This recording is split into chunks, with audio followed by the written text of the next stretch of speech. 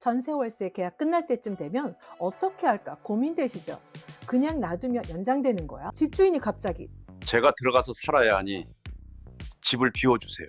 나가라고 하면 어떡하지? 요즘 시세면 이사하는 게 유리할까? 오늘은 전세 월세 재연장을 앞둔 분들을 위해 묵시적 갱신, 계약갱신 청구권, 일반 재계약 이 세 가지 방법을 정확하게 비교해 드릴게요. 특히 어떤 방법이 세입자에게 유리한지, 언제든지 이사 갈 수 있는 자유는 있는지, 나갈 때 중개 수수료는 누가 내는 건지 실제 상담에서 자주 듣는 질문 위주로 콕콕 집어 드릴게요.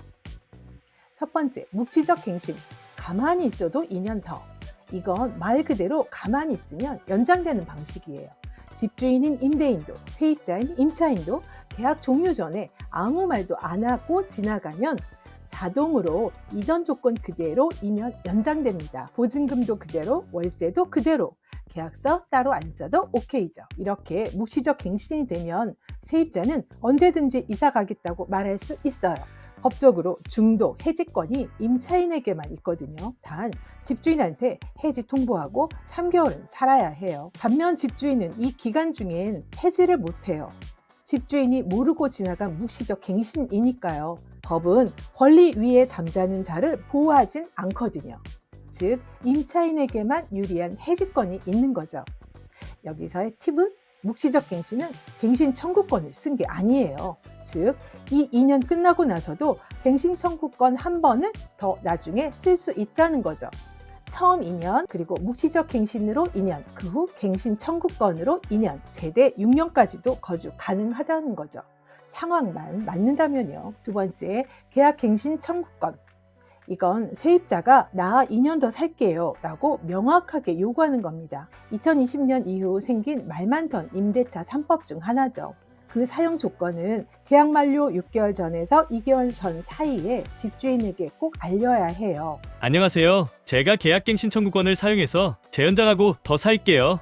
단순 통화만 하지 말고 문자나 카톡, 내용 증명 같은 증거 남는 방식이 좋아요. 이런 계약 갱신 청구권을 쓰면 시세에 상관없이 보증금이나 월세를 최대 5%까지만 인상 가능해요.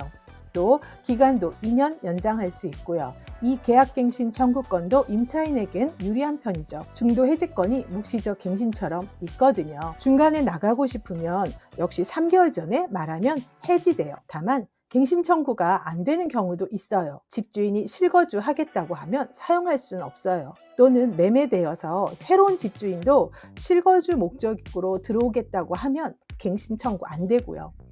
집주인과 가장 분쟁이 있을 경우가 특히 중간에 매매가 되거나 전셋값이 많이 올랐을 경우예요. 혹 보증금을 5% 이내로 증액이 되면 반드시 계약서 다시 쓰고 확정일자도 추가로 꼭 다시 받아야 해요. 기존 계약서도 반드시 보관해야 하고요. 특히 그 사이에 새로 생긴 근저당이 있는지도 확인하셔야 합니다.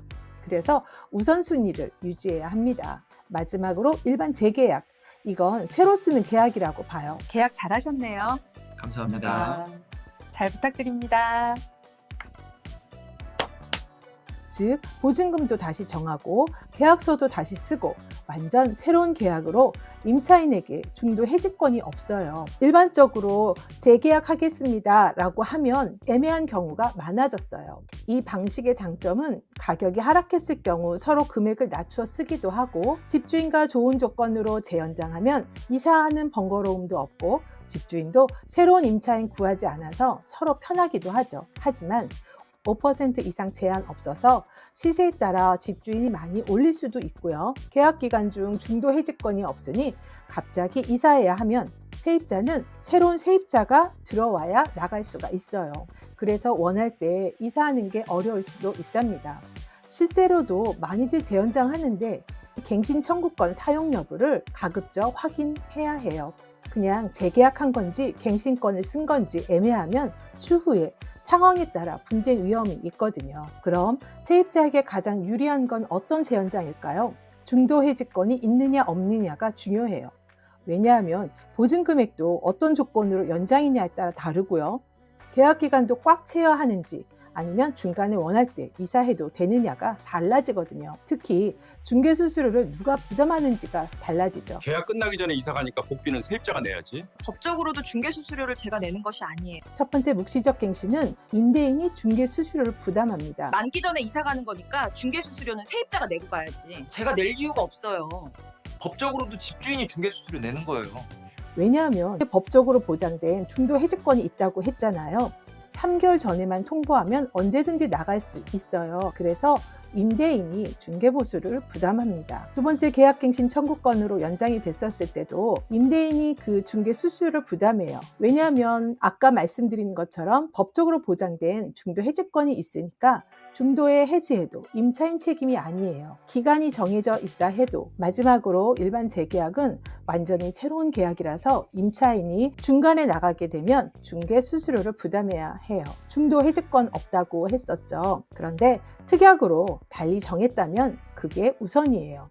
사실 현장에서는 이 부분 때문에 다툼도 있긴 해요. 정리하면 핵심 포인트는 세입자에게는 묵시적 갱신이 가장 유리하죠. 그러나 시세가 떨어졌을 때는 절대로 불리하죠. 계약갱신 청구권은 시세가 많이 올랐을 때 세입자를 보호하는 강력한 보호막인 거고요.